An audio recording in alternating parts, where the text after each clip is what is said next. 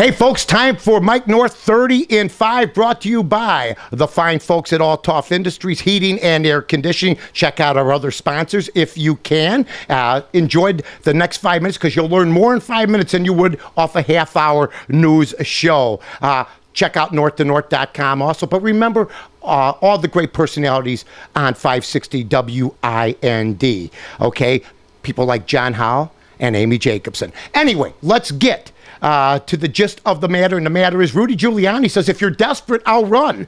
I don't know how that comes across, but it doesn't come across as very good. I think he was cracking a joke. At one time, as late as 4 years ago, he was your presidential candidate, or was supposed to be your presidential candidate that everybody liked. Now he's a crack line or a joke line. Hey, you know what? If you need somebody, I'm there for you. Hopefully that will not be the case. But I think Rudy Giuliani officially ended any thoughts of him ever running for president of the United States. I think he reads the polls. He thinks that basically probably he's irrelevant unless he's a vice presidential candidate. Then maybe we're talking some business here, ladies and gentlemen. By the way, remember, these hats are hard to find. Pretty good, isn't it? The EPA's own ozone regulations are going to be pulled away from President Obama, or by President Obama. That is something that will be said in his speech coming up on Thursday night. He's also going to ask for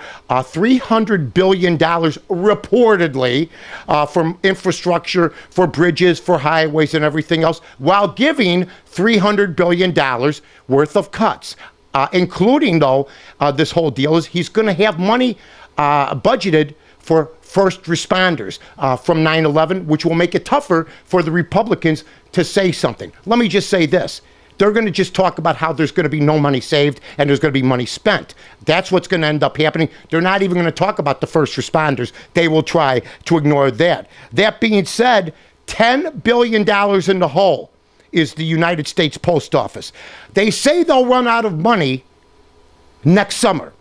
How are we going to fix that problem? There are millions, or well, just say hundreds of thousands of former employees that are getting money since retirement, big money, making as much money as people do to go to work every day for 8 hours.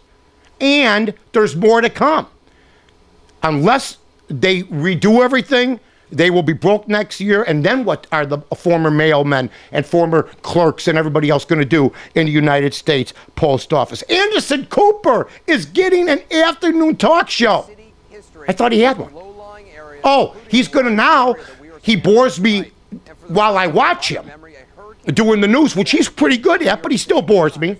And now I'm going to turn on the TV and listen to Anderson Cooper. Hey, he's for some people. He ain't for me, but good luck to him anyway. I know we might have talked about this, but it was so long ago. You know, the Oscars with Hathaway, with Franco, Billy Crystal. You know what? Billy Crystal's old school. Billy Crystal, though, coming up this year saying, hey, guess what I want to do? I may come back if you need me and host the Oscars. Well, guess what? Billy just got his legs taken out from under him, and he will be part of the telecast. But a genius hire, I don't know who brought it up, Eddie Murphy, one of the top 5 living actors. That's right, you heard me. Let's see De Niro do the clumps. Let's see De Niro, okay, do some of the movies that Eddie Murphy has done.